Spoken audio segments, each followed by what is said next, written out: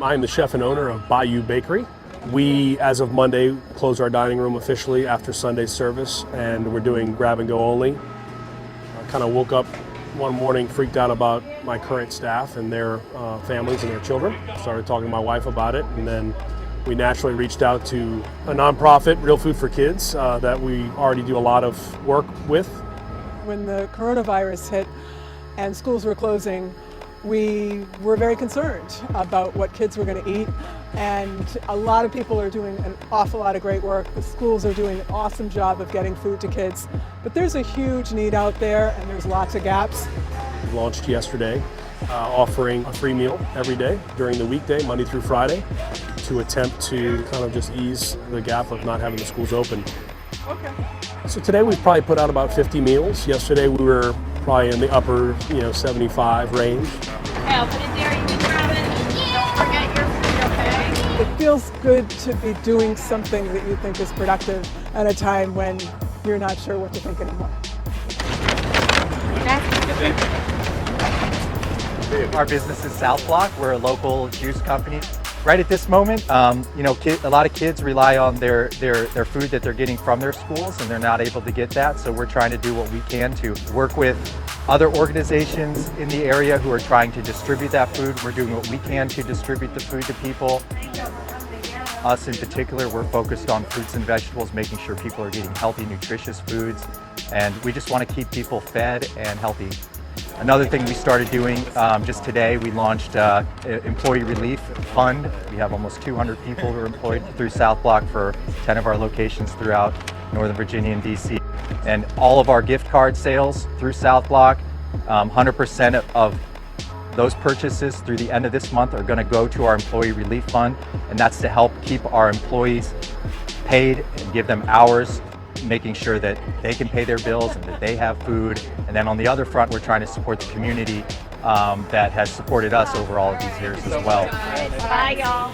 My name's Anna Valero. I am the president of Pirate Ventures and the owner of Coke. What we heard last week while everything was starting to evolve was that we were hearing from our own crew that while they were working last weekend, everyone else was ransacking the shelves. So they got off work last week and realized that supplies were gone. And so the idea of Coke All Cares kits came from us helping our own crew, making sure that they had access to supplies. And so we worked with our distributors to start getting in supplies and putting together kits with them. And as it evolved over the weekend, we understood that there was a much greater need within the community. We've been allowed inside part of this sterile military production facility that normally makes pharmaceuticals for Spanish troops posted abroad, but because of the coronavirus outbreak, it's been asked for now to produce only two things: paracetamol, what Americans know as Tylenol, and hand sanitizer. In this area, loose capsules are put into blister packs, boxed, packaged, and sent to hospitals across the country. Colonel Antonio Huberia Sanchez is the director of the facility. Do you feel like you're at war? In a war against the virus, yes, it's everyone's war, he says. Machines that once made topical creams or gels have been reformatted to produce hand sanitizer, something the Spanish military doesn't normally make, but has been in short supply around the world. We've seen that the virus can be fought, and there are very clear recommendations that we have to follow. If we don't follow them, the future is uncertain, he says. The military does not have the capacity to produce masks or gloves, so Spain just took a shipment of 500,000 from China.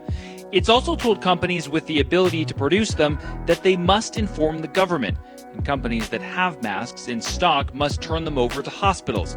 Truckloads totaling hundreds of thousands of masks have already been seized. The Spanish military has been posted across the country to help control the pandemic, an unusual assignment for thousands of trained soldiers used to preparing for a more conventional war. They're patrolling the streets, delivering beds to a homeless quarantine shelter, and doing some of the most dangerous work, cleaning the train and bus stations still carrying thousands of Spaniards to and from their jobs. The Spanish Prime Minister told an almost empty parliament that until there is a vaccine, we are the vaccine, he said, meaning everyone must do their part to fight the virus. It's not the war that troops are trained to fight, but it's one they'll need to win.